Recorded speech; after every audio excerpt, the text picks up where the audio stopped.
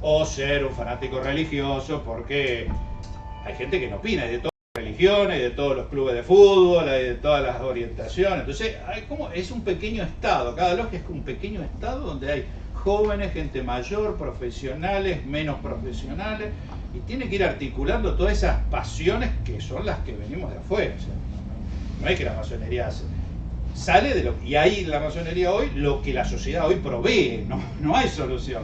Entonces tiene que articular para que se lleven bien, para que se lleven adelante los proyectos, ya sean filantrópicos, comedores infantiles. Un ejemplo que yo siempre uso relacionado a la logia Lautaro, ¿no? Volviendo al tema ese, que es Lautaro cambia cuando se define el proyecto de Cruce a Chile. Entonces ahí sí quiere decir, vamos a hacer una campaña de Lautaro, o sea, el objetivo es el cruce de Chile, o sea, el nombre cambia de Caballeros Racionales a Lautaro. Y ahí entonces sí, y en Chile es Lautaro, obviamente.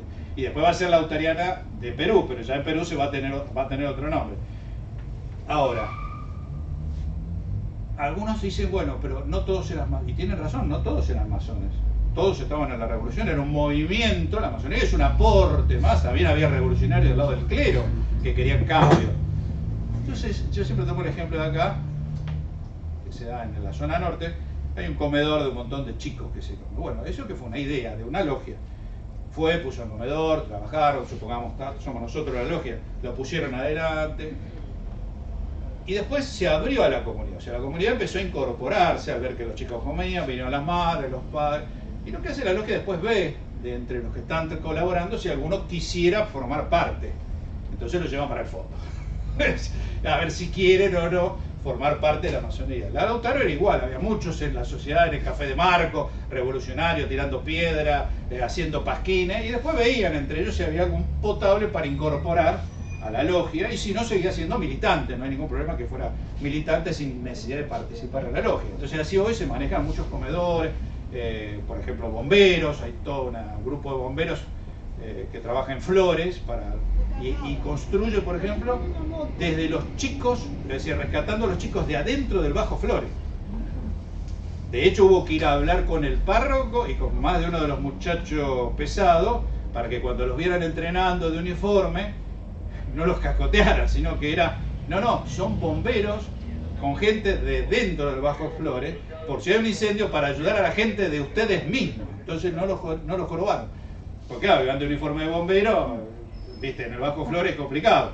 Entonces se pusieron al hombro y hoy tienen una estación de bomberos voluntarios con gente de ahí, y eso da mucha felicidad. Entonces, en eso se parece mucho al Rotary, realmente. Eso se parece al Rotary. Pero el Rotary tiene una función preferentemente orientada a la filantropía, la masonería la tiene, pero le agrega toda una cuestión de debates. De debate, intelecto, hablamos de religión, de política, de filosofía. Yo no hubiese leído nunca nada de René Guénon en mi vida, porque no era un tema que me interesaba. Pero al escuchar cuando te lo explican, mira, qué interesante, vamos a leer algo de René Guénon. Si no, yo no hubiese entrado nunca en un mundo de personaje que me dio la oportunidad de estar. No, es también un filósofo como Carl Jung, un hombre que navegó desde el catolicismo. Claro, muy simbologista, estuvo viviendo en el Cairo un montón de tiempo, entonces asimila la filosofía oriental. Y bueno, es un personaje. Bueno, es interesante, es cada loco con su tema. Y sí, aparte por la obra creo que ya lo maté. Bueno, hoy ya los destruí a todos. No me van a invitar más. La plana mayor del Estado, la plana mayor del Ejército de los Andes, sí, ¿era una logia? San Martín forma una logia, justamente, Ejército de los Andes, al estilo militar, con todos los que se quisieran adscribir. Fíjate que no le pasa lo mismo cuando está en el Ejército del Norte. No.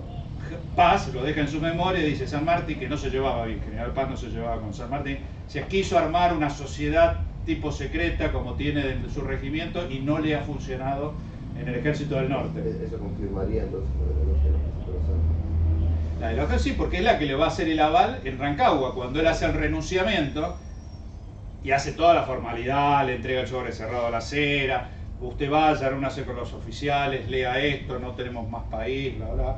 Realmente, que me perdone, más allá del romanticismo de cómo está, cumplió con los trámites administrativos, él sabía que iba a ganar la elección, porque eran todo pollo de él. Él los venía criando de los 13 años, a Lavalle, a Necochea. Entonces es una formalidad cumplir y digamos, lo separa, o esa unidad militar se separa y empieza a trabajar bandera chilena, y los sueldos los paga Chile. Pero San Martín siempre dice, el ejército de los Andes es como personal, no lo entrego, porque podía haberlo subordinado y mezclado con el ejército de Chile que se estaba formando, y sin embargo no lo hace. Él dice, estos son mis pollos. Sí, sí. Perdón, desde el punto de vista bélico ahora, ¿qué hay de cierto que cuando San Martín viene de Europa trae un sistema revolucionario de combate acá, a Sudamérica? Es lo que mama en Andalucía cuando el Marqués del Socorro incorpora lo que había aprendido el ejército del Rin francés, o sea, una coordinación. Por ejemplo, hasta ese momento la artillería funcionaba, hoy ve uno la película y disparan. Bueno, hasta ese momento no, era un cañón por acá, un cañón por allá, como apoyo de la infantería. Napoleón es el que pone los cañones en línea y le da un impacto mucho más violento del que... Esto es como los alemanes en la Segunda Guerra Mundial. Los franceses estaban que Charbet aislado como apoyo de la infantería, y los alemanes pusieron todos los Panzer juntos y entraron empujando. Cambió la tecnología. Lo mismo en la maniobra, no tan estático, sino que le da fuego y maniobra, fuego y maniobra. Es decir, vino con algo nuevo. Vino con algo nuevo. Es realmente, él constituye el nuevo ejército de las Provincias Unidas, es él el que le va a dar forma. Y va a hacer escuela. Y bueno, ahí están la cantidad de generales, lo dice Mitre, no sé cuántos generales, coroneles, que van a terminar en la última batalla, que es Ituzaingó, también una victoria argentina. Ahí es la última vez que aquellos oficiales que estuvieron con San Martín en toda la campaña van a competir juntos. Ahí vamos a encontrarlo a Lavalle, lo vamos a encontrar a Bransen, lo vamos a encontrar a Alvear, y seguimos nombrando, y ahí cada uno... Ahí te quiero hacer una pregunta. Ahí esa es la última batalla. A partir de ahí después se van unitarios, federales, se pelean, se desorganizan. Perdóname, pero porque San Martín es un extraordinario formador de cuadros. Sí, sí, sí. No es por del cielo. No, un tipo sumamente preparado. Un extraordinario oficial. Totalmente, sí. Eso es lo que hizo. Él lo sobrevive a Napoleón, lo sobrevive a Bolívar. A O'Higgins. O'Higgins, sí. ¿Por qué se va de Perú a medio hacer? Me parece que estaba complicado su situación. No, pregunto por qué. Sí. San Martín va a ser dos campañas que son monumentales. Para nosotros es la del cruce de los Andes, y la otra es la anfibia. No había barcos y había que hacer una operación anfibia. O sea, tuvo que hacer lo mismo que en el ejército de los Andes: organizar, administrar, conseguir los barcos, preparar a la gente, embarcar los caballos. Una cosa de loco lo que hizo, y una campaña de desgaste no masiva, sino eso. Ahora, toma Lima, y lamentablemente él se va a encontrar en una situación de debilidad. Primero, política. Monteagudo le estaba generando demasiados problemas con la rancia aristocracia limeña. ¿Por qué? Monteagudo, es bravo, un chico bravo. ¿Vos sabés por qué? Y porque era un revolucionario, jacobista, resentido. No, por las mujeres.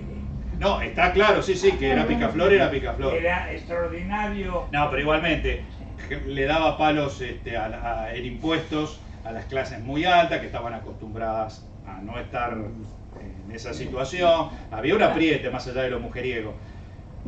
Le genera sus problemas con sus oficiales, que tampoco estaban muy conformes, porque querían una batalla definitiva, y San Martín sabía que con los recursos que tenía y con la recluta, era muy joven. Si bien podía equiparlos, el ejército español era más aguerrido, a pesar de que estaba disperso. Y cuando él va a Guayaquil, él claramente quería que le devolvieran el favor de la división que mandó San Martín con Santa Cruz, Lavalle en Riobamba. Quería un poco, bueno, mirá, pero el otro era político, era igual que él. Él después de Riobamba y la toma de Quito queda liberado, todo. San Martín llega a Guayaquil, pero llega con un mal humor dentro de la sociedad, mal humor dentro del ejército. Llega con la derrota de Macacona donde habían ganado los españoles, estaba en una situación de vulnerabilidad ante un adversario que venía de eliminar a la oposición con un ejército de más de 20.000 hombres libre para accionar. ¿Y por qué no se lo dio? ¿Y por qué se lo iba a dar? La pregunta es ¿por qué le piden al otro? Él no, él era un hombre político. Dice, yo tengo el ancho de espada. Dice, vení, te escucho, todo bien, te mando, me llevo el Numancia, te traigo un refuerzo de 3.000 hombres que no servían, encima les manda restringido porque el refuerzo que le manda no podía salir de la ciudad de Lima y San Martín lo necesitaba para que acompañara a la campaña de Santa Cruz, no, de Arenales. Desde necesitaba. Esa es la pregunta que quería. Claro, iba a ser una campaña por la sierra, más la anfibia de puertos intermedios, que es lo que deja planificada, más un desembarco que esperaba de Chile, que mandó 2.000 hombres, y la Provincias Unidas, que no mandó nada. Sí, excepto Bustos, que trató de rejuntar algo, pero... Miguel, vos sabés que la plaza principal de Villa Devoto, mucha gente dice la plaza de Devoto, en realidad es la plaza general, bueno, Antonio Álvarez de Arenales. Ajá, ¿Cierto? Claro. ¿Y a qué viene, aparte de preguntarte si él también pertenecía a la masonería? Cuando vos hablas de Mitre, con mucha razón, hablas de que él quiere desarrollar en un sentido una personalidad nacional, que era uno de los grandes. Cuando vos apuntas a eso, haces héroes de personajes que vos los planteas carnalmente, lo que es muy importante, ¿cierto? Una de las preguntas es, Arenales, ¿pertenecía a alguna agrupación marxista? Esa es una. Y la otra es la siguiente. La Revolución Francesa va a afectar, ¿no es cierto?, que es la reacción frente al despotismo monárquico, el libre pensamiento, en alguna medida el desarrollo de las ideologías más progresivas. No existían todavía clásicamente los partidos políticos. no. Van a aparecer después. En un sentido, sin ser partido político, las logias cumplieron ese pre-rol. Exacto. ¿No es cierto? Las logias eran zona de debate, eran un protopartido político en una época en que no había partidos políticos. Entonces van a ser un lugar de tormenta. No es que hablaban de religión desde el punto de vista del clero, abuso de poder, esto hay que aflojarlo. La ilustración, la Revolución Francesa y la ilustración sobre todo lo que hace es, la sociedad tenía como centro a Dios, la saca del eje y a partir de ahora es el hombre el centro de la sociedad. El problema es que dice la diosa razón, o sea, sacamos a un Dios y le ponemos a la diosa razón, le cambiamos al hombre por la mujer. Miguel, ¿sabes por qué? Porque yo al citarte a Mitre, muchas veces se le enseñan a los jóvenes que se le despertó su alma porque nació en Argentina. No es cierto. No. Es decir, que lo que predominó en San Martín y en un gran sentido en un castellano español como Arenales, en que las ideas eran internacionalistas. Eran internacionales. Las logias. Espera, déjame terminar, no me interrumpas. Yo te quiero hacer dos preguntas más. Esa concepción, ¿qué tuvo que ver, inclusive en la Revolución Soviética, la masonería, y si ustedes tuvieron problemas con la dictadura o alguna logia? A ver, la revolución rusa, el marxismo al encarar su proyecto de lucha de clases no simpatiza. Si bien hay un par de escritos de Lenin mientras está preso de que analiza, bueno, que tampoco es tan mala la masonería como proyecto burgués, pero digamos, todo lo que tiene que ver con el marxismo no acepta la masonería. Un caso raro es el de Cuba, que tiene la gran logia y funciona porque debe haber llegado a un acuerdo hace muchísimos años, pues nunca se persiguió a la masonería en Cuba, pero en el resto de los países totalitarios, franquismo, comunismo, todo lo que tiene que ver, en todos lados la masonería está perseguida porque justamente es esto, es un lugar de debate, de cosas culturales, a veces son de cosas políticas. Debe haber sido en Alemania. En Alemania prácticamente se exterminaron, hay creo que 50.000, hay casi 50.000 masones, pero bueno, lo que pasa es que ante el genocidio hebreo los demás son números, pero serán personas también. De hecho hay un monumento, creo que en Bélgica o en Holanda, no me acuerdo, que justamente recuerda lo que quedaron de 2 logias que trabajaban en los campos de concentración. Ahora yo le pregunto, ¿qué se cree que hacían en las logias? Estamos viendo, el tema era ¿qué comemos? ¿Cómo nos escapamos? Es decir, no es que estaban hablando de filosofía, es una locura. En la época de Franco, que prácticamente las exterminó, y la sanción iba más allá de eso, sino que iba a la mujer y a los hijos. ¿Sí? Porque había muchos republicanos marxistas. Exacto, masones. Después había, como había en la revolución, hay algunos que estaban a favor de Franco y otros que estaban en contra de Franco. Pero la mayoría fueron perseguidos, entonces a mí, por ser masón, no me daba trabajo, mi hijo no podía ir a la escuela, o sea, prácticamente te estaban echando para que emigres a otro país, y de hecho una migración muy fuerte vino acá a la Argentina. Entre ellos, Barcia Trelles, que fue un gran maestro de un gran oriente español. Entonces eran perseguidos. ¿Y cómo hacían los masones? ¿Y dónde se encontraban? En el Club Fomento. Yo me sentaba acá, yo lo conocía a él, te lo conocía. Sí, ¿cómo viene la cosa? Y si no, vamos a ver si podemos escapar, no sé. O sea, esas eran las charlas, porque todo lo demás que uno ve en las películas, los collares, las plumas, entonces para cuando un país está tranquilo, después se van escondiendo, y en el caso de la Argentina, la masonería se achicó prácticamente la inexistencia al edificio del Palacio Cangallo, porque era un problema trabajar con la dictadura. De hecho, que hay gente, sí, el maestro Bravo, por ejemplo, que fue diputado, sí, o Lázari, el diputado Lázari, socialista, ambos fueron perseguidos, pero por sus ideas, no por ser masones. O sea, estaban comprometidos políticamente, y entonces, bueno, en la cadena, al perseguirlos a ellos, perseguían también a todos los que estaban con ellos, perseguían a todos los masones, que obviamente si yo estoy con vos, yo elijo también. Entonces es un tema de cadena. Entonces la masonería prácticamente desapareció. Una pregunta. Sí. Sobre la logia que está en Barracas, que el edificio es Monumento Histórico Nacional. Sí, sí. Hijos del trabajo. ¿Pero existe todavía esa logia? Sí. Trabaja todos los días, de lunes a sábado. De lunes a sábado. Y en la noche de los museos está abierto. Es el único edificio con unas características egipcias que tiene al frente, porque los que lo fundaron eran italianos. Y los italianos tienen una masonería de la que practicaba Garibaldi y la que practicaba Urquiza, que se llama Misraí. Tiene una interpretación de la simbología egipcia. Entonces buscan interpretar mensajes desde lo simbólico, lo moral, lo ético, lo filosófico, de esa corriente de pensamiento, ¿no? Y es ahí donde se inició Alfredo Palacio. Y ahí se inició el Cerro Palacio, ese dato no me acordaba. O sea, hay cosas que no me acordaba. Lo mismo de Arenales no me acuerdo si pertenece. No te digo. ¿Qué orientación rara? Porque estaba muy de moda, Muchos la traen con Napoleón cuando viene de la campaña de Egipto. Entonces viene la piedra Rosetta, estaba de moda. El sable de Belgrano, si ustedes lo ven, busquen la foto, la empuñadura tiene una esfinge y tiene una escuadra.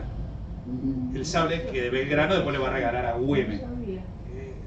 ¿Pero por qué? Porque es un comerciante de armas que venía, tengo 2 Uzi, tengo 3 pistolas, y en esa época decía, mira, tengo este sable, no sabe lo que es, una hoja. Claro, que pertenecía al concepto, a una especie de academia egiptológica que se había creado en Francia y en Italia, con los ex miembros de las campañas napoleónicas a Egipto, que vamos a ser honestos, fue un fracaso. Pero la empuñadura tiene claramente una esfinge y una escuadra, representación de la construcción, las pirámides, la esfinge. Después las batallas están aplicadas, son batallas que se hicieron afuera en un orfebre, y el gobierno lo que hizo fue después aplicar esas 3 escenas de batalla por Salta y Tucumán y regalárselo como sable de presentación. Muy bonito, pero esa es la realidad del sable. Es triste y pobre esos sables usados que trajeron, y a Belgrano, y como hizo San Martín, usado. Es decir, no había mucha plata, ¿no? La única guerra rica que hubo en la Argentina con muchos recursos fue la guerra de Paraguay. Esa sí había buenos recursos. Y no me digan que los paraguayos son inocentes, porque no eran inocentes. Si no, preguntarle a los correntinos. Una réplica de ese sable se la dan a los brigadieres recientemente ascendidos. Claro. La réplica del sable de Belgrano. Con la variable que le sacan la esfinge y le ponen la victoria, porque el patrono es Belgrano, pero resulta que el sable ya se lo estaban entregando al comandante de gendarmería. Entonces, hicieron el mismo, pero le cambiaron la parte de la empuñadura, sacaron la efigie y le pusieron la victoria.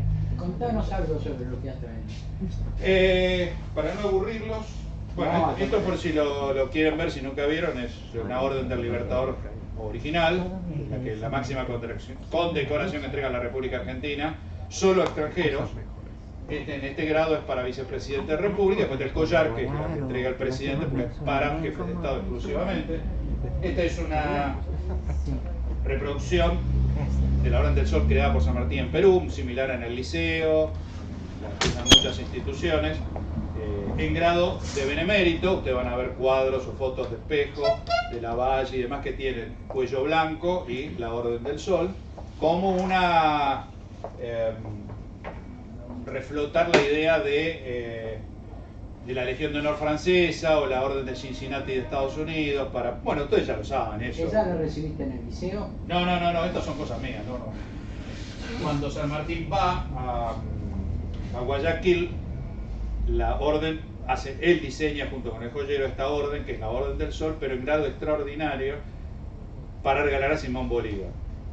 La original, obviamente, tiene oro macizo, y tiene más de 566 diamantes. Es una pieza de joyería muy fina y que está a resguardo del Banco de Venezuela. Entonces yo, molestando a un amigo joyero, lo volví loco. Digo, me tenés que hacer, entonces sacando las medidas y viendo las proporciones y la foto, logramos hacer una recreación de esa medalla.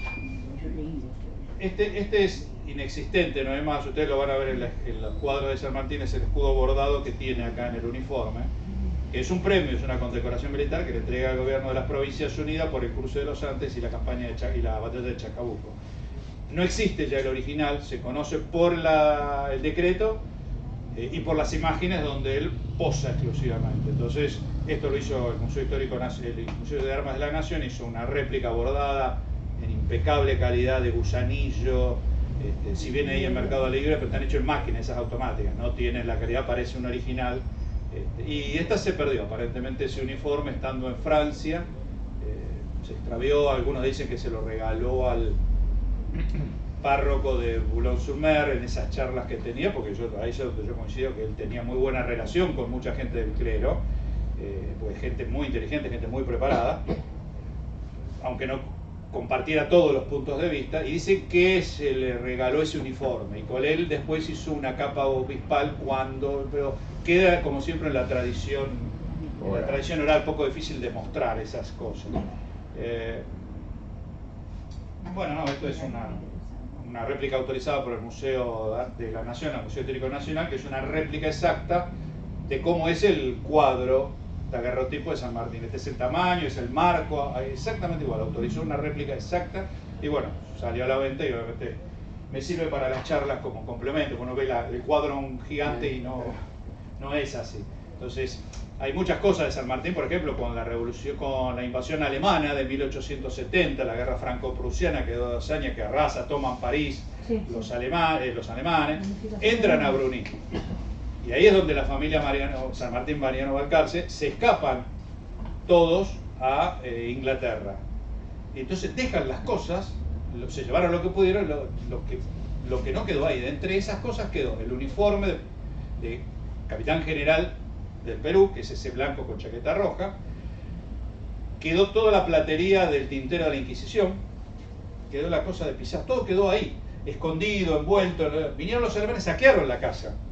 Se llevaron el uniforme, nunca vieron lo de plata, increíble, nunca vieron las cosas, quedó en el rincón. Cuando ellos vuelven, lo encuentran en el mismo lugar. Se chuparon los alemanes todas las botellas que encontraron, se llevaron los rifles, se llevaron lo que usaba San Martín, las pistolas, se llevaron todo. Ahí hubo un reclamo de la Cancillería Argentina, bastante pesado contra los alemanes, y lograron entonces recuperar algunas de las piezas que no sé cómo las localizaron, pero bueno, las localizaron y fueron de vuelta, por eso la podemos ver hoy en el Museo Histórico Nacional.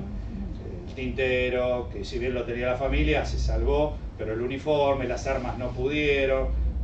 Fue uno de esos momentos de las guerras europeas que cuando se enojan son complicadísimos. Nosotros no nos enojamos nunca, esa es la ventaja, pero ellos cuando se enojan hacen un desastre. De ahí viene, surge el Segundo Reich, hablando de ya algo más moderno, ahí surge el Segundo Reich el primero fue el de Carlomagno. El segundo Reich es el del Kaiser, con la victoria de 1870. Cuando se unifica Alemania. Cuando Bismarck logra la unificación de los reinos, por eso es un imperio tardío. Y el tercero ya sabemos. No, el tercero. Ya sabemos. No fue lo deseado. Sí, Al mundo no le por fue. eso, ya se sabe. Sí, sí, obvio. Ahí por eso a veces digo, ¿por qué le duchan al ejército argentino como afinidad con lo alemán por el uniforme? A ver, miren el de Chile, miren el de Venezuela, el de Colombia, el de... son todos iguales. Lo que pasa es que el imperio alemán, al ser un imperio tardío, comparado con el de Francia o el de Inglaterra, no tenía muchas colonias, le faltaban materias primas. Entonces, había ganado una guerra, Riccieri lo que dice, bueno, vamos cambiando, ¿vieron el uniforme de la guerra del Paraguay? Es afrancesado, es Napoleón III, que picordo, tipo la película de guerra civil norteamericana, indios con confederados, bla, bla. ¿Vieron a algunos que hacen los yanquis que tienen el sombrero con una pluma?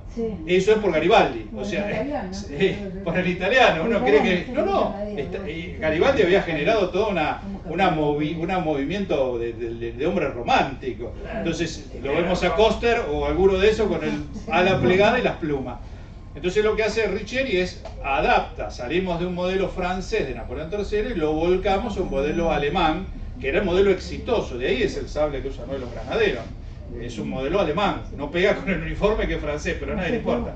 Usan todo estilo francés menos el sable que es alemán.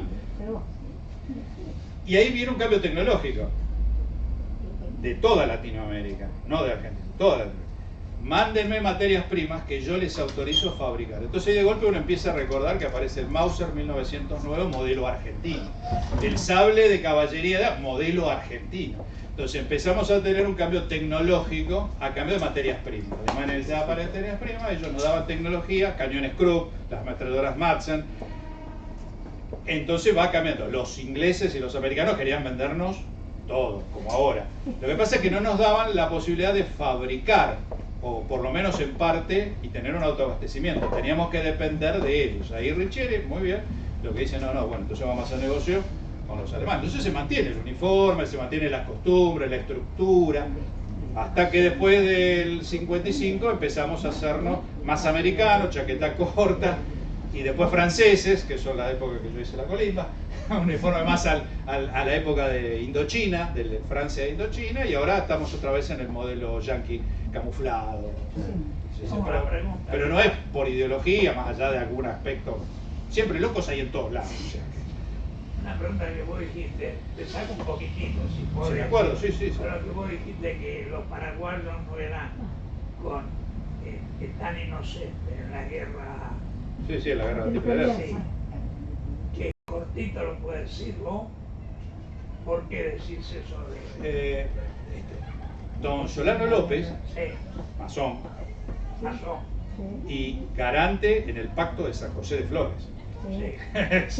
No es poca cosa. Su ego era demasiado grande y no le entraba en el uniforme. Arrastra a una población con enemigos demasiado poderosos para él ser el centro, digamos, de la geopolítica regional. Si él lo que pretendía era, con su invasión, plegarse a los guaraníes de Corrientes, que son bravos, ya los conocemos en Malvinas y demás, nunca son muchachos complicados, entonces tendría que haber entrado de otra manera, pero él declara la guerra, manda a la flota fluvial, desembarca en Corrientes, hay 2 cañoneras argentinas que estaban en una reparación de la toman, los degüellan, los ejecutan y lo tiran al río sin ningún tipo de razón, estaban rendidos, no tenían... Los degüellan y los tiran al río todos, a toda la tripulación, y después usan la ciudad de Corrientes, eso está en la historia de Corrientes, usan la ciudad de Corrientes como el ejército de ocupación. Como base, sí. No, como ejército de ocupación, o sea, la población no se podía mover, se llevaba, en tu casa hay un piano, lo cargo y me lo llevo a Asunción. Él tiene unos lindos cuadros, papá, y a levantar todo, o sea, sabemos que los nuestros hicieron eso cuando tomaron Asunción, pero nadie dice que los paraguayos hicieron lo mismo. No es que los dos estuvieron mal. La realidad es que no son angelitos. No son angelitos. Bueno, o sea que la guerra, no es que todo baratito. La guerra empieza cuando pide permiso para invadir el coso y Hitler le dice que no. Y le dice que no pase por territorio argentino. Bueno, pero todos los populistas y todos dicen que el dictador paraguayo quería desarrollar la siderúrgica. Sí, tenía una cedería, pero tampoco eran grandes. Pero no habla de lo que decís vos, que le cortaba la cabeza. Eso está, yo me baso en lo que está en los libros de historia. Sin duda, Urquiza pierde su poder, porque Urquiza cada vez que convocaba y hacía plantar bandera, o sea que era llamar a sus tropas, siempre le fueron fiel, siempre, no dejaron de cumplir nada. Cuando la gente pensaba que tenía razón, el enemigo nuestro no era tanto Paraguay si no hubiese entrado de esa manera tan violenta. El enemigo que uno compite en esa época era Brasil era él. Entonces claro, se encuentra que van a pelear con Paraguay y ahí se le desbanda por primera vez el ejército a Urquiza, se van. Tuvo que hacer una segunda convocatoria y no le venían a pelear. O sea, ya ahí demostró Urquiza que su posición alineada con Mitre venía, y le va a costar la vida, venía el interior había aliado, o sea que de golpe la Argentina en ese momento tenía dos guerras, con el Paraguay y con con Varela, con el Chacho, en el interior, que querían, claro, ellos querían estar los paraguayos. Pero el enemigo, la guerra los había declarado ellos a nosotros, y ellos habían hecho un genocidio y una matanza en territorio argentino con los paraguayos. Decir, bueno, ¿qué hay? No sé, yo no soy político. ¿Cómo arreglás ese lío? Realmente es un lío complejo. Claro que se oculta eso que contabas vos, de que entran los paraguayos en un desastre. Nunca nadie dice eso. Ahí toman posiciones y la otra columna entra, entra para levantar el interior. Y tal como entra, no consigue que se le pliegue, claro, porque él esperaba que somos paraguayos, hablamos guaraní, jústense conmigo, y la hizo mal, o sea, entró en soberbio, soy tropa ganadora, en vez de entrar, traigo chocolate, como los yanquis en París, traigo chocolate, pasajes a Cancún, es decir, tratar de ganarse la población, entró como dominador, y después terminó eso. Tampoco tenía una gran industria de acería, de trenes, tenían un tren de trocha corta, o sea, pero dice, no, era una red ferroviaria. No, estaba armando algo que podía llegar a ser un país sin la guerra. Es una estupidez de parte de este hombre, se envalentó, no le costó la vida a él, a los hijos. Decía, no, ¿cuáles son? Fíjense, Estados Unidos estaba en guerra civil, Inglaterra necesitaba lanas. Como no se la podía ver, Paraguay empieza a hacer exportación de lana para cubrir las textiles. O sea, decía, no, porque los ingleses, sí, obviamente, tenían sus intereses creados, pero justo en ese momento ellos necesitaban materia prima. Y eran ingleses porque la mujer de Solano Europa era inglesa. Entonces... La matan también. No, ella va al exilio. Ella va al exilio. No la tocan, en realidad ni la tocan a ella. No, va. No la matan. No, era como diciendo, no, yo soy inglesa, te vas a encontrar en Sí, la respetaron y se murió. Creo en la pobreza, ¿no? Muy bien. Sí, Europa. pero la respetan en el sentido que no la matan o no le hacen. Fue una carnicería brutal para nosotros también, en una batalla, en una de Yatay, creo que fue. Curupaití, o Yatay, 10.000 hombres en una mañana. A ver, 10.000 hombres, o sea, es todos los que estuvieron en Malvinas, que eran 11.000, todos esos muertos en una sola batalla, es una cosa espantosa. Además había chicos. Y al lado de ellos después ya pusieron a todos como Hitler, empezó a poner a toda la juventud, a ver, renunciá, hacé como Hitler, pegate un tiro, no sé, algo. Por eso en Paraguay el Día del Niño es el 16 de agosto, por la masacre de todos los chicos de la batalla de Costañú. No, ya terminó, ya ahora estamos haciendo sociales o vamos a comer pizza todos. Miguel Ángel, la verdad, muy linda. Bueno, me alegro. Queremos expresarte nuestra gratitud en nombre de la Sociedad de Fomento a la Escrita de Historia. Creo que merece un aplauso.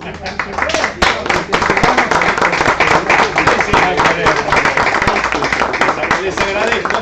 Esto me ayuda a no tomar Valium. Porque descargo toda la tensión de la semana. ¿Sabes lo bueno que tenemos? Que tenés amplitud de opinión y criterio y tenés amplitud. Sí, por eso yo digo, yo no sé todo y menos en historia. No, a ver, yo soy profesora de historia. Sí, te escuché ya, dije, ay, cagué, dije. No, me van a yo no soy de la universidad. Yo soy profesorado. Hice varios postítulos y demás. Yo soy vecina de acá. El señor Malaguti me mandó la invitación. Mire, 2 amigos míos no pudieron venir, profesores, que están trabajando. Yo estoy jubilada, ¿no? Ella me jubilé el año pasado. Está salvada, bueno. Descansa sí, no, sí. Con la fortuna. Porque siempre al aprendo cosas, siempre aprendo Siempre cosas. se aprende. Y la Y historia es muy difícil dar la historia muy objetiva, ¿se entiende sí o no? La disparidad es impresionante. Acabo yo siendo... A ver, yo no vengo a vender masonería. Y hoy hablé cosas a favor y en contra. Sí, seguro. Seguramente puede mañana venir otro y va a decir todo genial, todo divino, son sus santos. Bueno, yo no opino lo mismo. Por eso aclaro que nunca hablé en nombre de ninguna institución, sino en el personal. Porque tengo una visión. Y la digo afuera y la digo adentro. O sea, no tengo nada, mirá, esto yo lo veo así, así, así. Bueno, puedo estar equivocado, aparece, como yo digo, me muestran una medalla de los otros. Y bueno, todo lo que dije hasta ahora, bueno, lo cambio porque me acaban de invocar con un centro y tengo que respetar, mira, tenés razón, tengo que cambiar. Me dicen, quiero documentos. Bueno, yo fui y busqué documentos, mirá, no hay ningún problema que San Martín era ciudad. De hecho, que no hubo cuestión donde está enterrado, no hubo cuestión donde pusieron a Guido y la Cera. Ambos claramente masones, pero hasta la verija.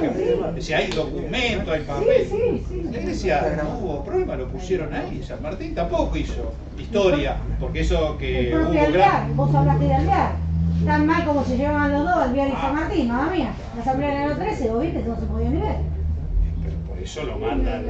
A ver, la asamblea del año 13, que va a ser en enero, fines de enero, le dijeron a San Martín, ¿vos sabés que hay una flota que está molestando por el río Paraná? ¿Por qué no te vas a ver qué es lo que hacen estos muchachos? Y ahí se fue cumpliendo órdenes porque no tenía el peso político.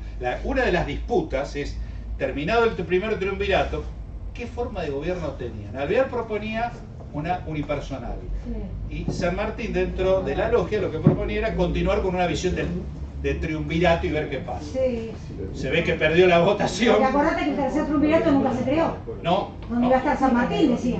Y la asamblea del año 13 no declara la independencia. No, porque había en España una constitución liberal. Entonces ahora, si España tiene una constitución liberal y nos van... Bueno, a lo mejor no tenemos que separarnos, podemos hacer una especie de Commonwealth inglés, que ya estaba propuesto, en la época de Carlos III ya estaba propuesto que los príncipes o los infantes vinieran a América, una corona allá, que fueran autónomas, pero todo, el IVA lo pagaban en Madrid.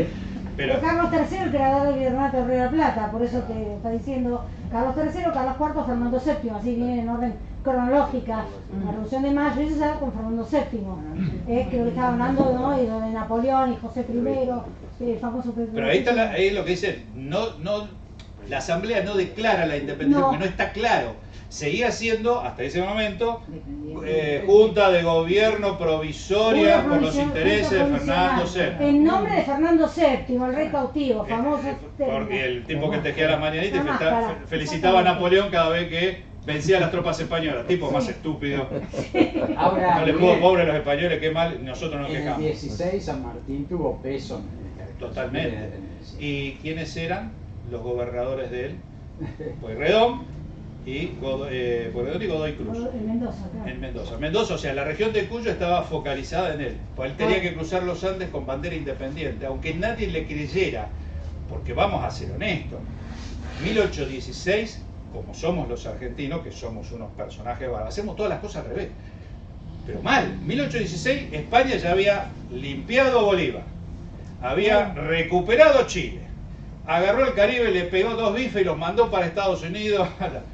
El único que quedaba eran las provincias. Y entonces, me declaro libre e independiente de toda la... pero oye, cualquier tipo dice, no, me pongo a negociar, les pegó a todos, ahora vienen por mí, que era la idea. Claro, sí. Y nosotros nos quedamos libres, y no solo eso, sino que hacemos la bandera afine, y esta es la bandera de los Andes, que es la de Belgrano, con el escudo de la Asamblea del año 13. Estamos haciendo macana. Que no nos jodan. Ahora, yo te digo la verdad, un chico de 10 años te dice, papá, me voy a vivir solo, yo voy a pagar el alquiler, tengo plata, saco el registro, y vos lo mirás, vos le crees. Bueno, eso es lo que era la Argentina. Y yo me quedo libre e independiente y ahora voy a cruzar a Chile. Es decir, pero si nadie te reconoce, la realidad es que ningún país serio reconoció la independencia argentina. Era una cosa que decía San Martín. ¿Cuándo se reconoció la independencia? Fíjate, en 1825, el primero fue... No, Hawái eso es leyenda. Eso Estados Unidos porque le convenía en su momento. El primero Chile. Chile, claro. Primero con O'Higgins, es el primer país que reconoce la independencia argentina, razones obvias. Sí. Después Brasil. Brasil, sí. ¿Por qué? tenía el ejército en el Uruguay, en la provincia cisplatina. Era mejor discutir con un país que, qué sé yo, no sé lo que va a pasar, o sea, esto es nuevo, y no pelearse con el rey de Portugal. Estados Unidos, América para los americanos, y que se enojan porque después nosotros negociamos mejor con los ingleses. Y bueno, sí, los ingleses eran los dueños del mundo en ese momento. Ahí te cambia. A partir de que Inglaterra reconoce, empieza la caída. Cerdeña, Francia, Finlandia, Rusia. Los movimientos independentistas, ¿no? Independentistas, unificantes en la Revolución del 30, la Revolución del 48, después hablar de todos los movimientos liberales. No, yo estoy hablando los que van a reconocer a la independencia en el orden después del 24. Hasta ese momento eran los 3 países que reconocían. Pero cuando San Martín cruza, era un deseo de un país. No había, nadie lo reconocía, o sea, no tenía fuerza. Por eso cuando dicen en el préstamo Bering que se abusó, sí, se abusó porque eran capitales privados dándole plata a un montón de chicos nuevos que no sabían si le iban a cobrar. San Martín puso en la misma banca que nosotros pedimos 1 millón, San Martín los hipotecó a los peruanos en 1.200.000. Y no están llorando lágrimas como nosotros 150 años después. Pero que le estaba prestando plata a gente que no existía. El rey volvía a ganar. ¿Y quién le reconocía la deuda? Entonces te voy a poner intereses leoninos. Préstele usted a plata linchera de lo que está recolectando. Sí, seguro. Sí, yo te la voy a quedar tranquilo, yo te firmo los pagaré si querés. No me acuerdo, dice el Pero obvio. Entonces, claro, cuando uno lo baja, pero cuando uno lo baja a esa realidad, dice, claro, ¿y por qué no iban a ser leoninos? Estaban todos haciendo negocio. Vos querías que te presten plata y la tengo yo. A vos te hace falta. Y bueno, era un palo, me saco la comisión y efectivamente, y te mandé 200. Sí, pero vas a pagar un interés usurario de como si hubiese pagado 1 millón. Porque no sabía si la cobraba, era riesgo. Fue por 1 millón, ni siquiera fue por 1 millón nominal. Por 1 millón nominal, después le entregaron menos de la mitad. Menos de la mitad, porque cobraron los que mandamos nosotros. Pero le estaba prestando plata a nadie. Gente desconocida. A nadie. Si el rey volvía a mandar una flota como la de Morillo en el 15. No, la de Rigo tampoco vino. No, la de Rigo no vino. La segunda revolución liberal. Entonces el rey, y después lo vuelve a voltear, o sea, el rey nunca entendía. Hablé con españoles y me dicen, en su mejor castellano, es la peor porquería que nos ha tocado Fernando VII, porque se murió y le dejó el problema de la sucesión. La sucesión, que tenía mujeres. Entonces está carlista contra el hermano. Claro. Perdón, ahí se desbarrancó toda la cosa española. Entonces por eso te digo, a veces uno si le sacamos el romanticismo, y dice, mira, San Martín dijo, vamos a ser libres, ¿y quién te reconoce? Nadie. O sea, era un tipo que cruzó con 3.000 caballos, 4.000 caballos, vamos a cruzar. Interesante, todo muy lindo, lo tuyo, genial, pero ¿quién paga? Y entonces tenían problemas para conseguir financiación, por eso había muchos privados. Los barcos, cuando dicen, bueno, los ingleses proveyeron todos los barcos para la campaña del Pacífico. No, la gran mayoría fue por robo a los barcos españoles. Sí, compraron a Estados Unidos. Los capturaban hasta en el puerto. Es decir, está el caso de Sapiola. Bochari se pelea con Brown porque es un francés y un irlandés, no se llevan bien. Duraron 10 minutos, hicieron unas travesías y se volvieron. El otro se fue a hacer la suya y se mandó una campaña genial, divina, muy romántica, muy de aventurero para hacer una película. La de Bochari es para hacer una película. Brown tiene otro expreso porque sí estuvo acá con los brasileros, con los otros. Bochari es un romántico. Pero digamos, los barcos que eran los que capturaron, hay uno que capturaron en Valparaíso por una picardía que le da Sapiola, que la aprendió del padre porque es la que usó el padre en el puerto de acá de Colonia, que dejó las banderas tal como estaban. Entonces supuestamente para el del barco seguían siendo posesión española. Los otros, viste, camuflados, sí, un saludo a uno, todo, sí. Está todo en orden. Se acercaron a amarrar y lo entraron a surtir. Y se lo llevaron al barco, a la carga, a todo. Después ese era el problema, los que caían prisioneros, ¿qué hacían? Y le ofrecían, o venís a laburar para nuestro ejército, o te matamos, ¿no? o vas al calabozo. O vas al calabozo. Y entonces era fantástico, porque de golpe la gente se cruzaba de un ejército a otro, porque en definitiva eran todos americanos. La batalla de Ayacucho, si juntás 1000 españoles de la península es mucho.